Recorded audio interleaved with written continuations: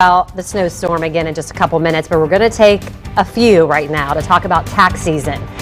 It is here, it's among us. There are a lot of changes to be aware of before getting started because of the pandemic. And joining me live is Pete the Planner. He is also a tax expert to help us. Pete, good morning. Good to see you.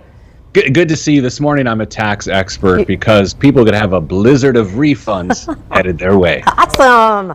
I love this new terminology. So today, I know this week we're going to be talking a lot about taxes. Today specifically, we want to talk about when should we hire someone to do our taxes for us? When can we do them ourselves? Let's start with maybe the number one thing you want us to kind of think about.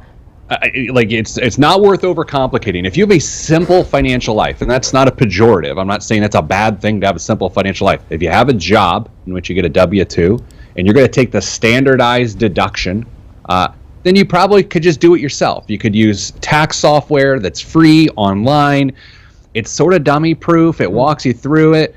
But if it's any more complicated than that, either you got to know what you're doing or you got to know enough of what you're doing to hire an expert. Angela, for 20 years, I've hired someone to do my taxes for me because I have a pretty complicated situation. One of those years, I said, you know what? I'm pretty smart. I've written a book or 10. I think I can do this. And I did it. And it truly is one of the biggest financial regrets of my life. I didn't end up in any big trouble, but I messed up pretty bad. Well, that's it, you know, and sometimes it's not even, you know, someone who maybe owns businesses or things, but there are things that you just maybe miss. And when it comes to taxes and making a mistake, the IRS isn't too friendly about that. So it's important to make sure that you're doing them accurately.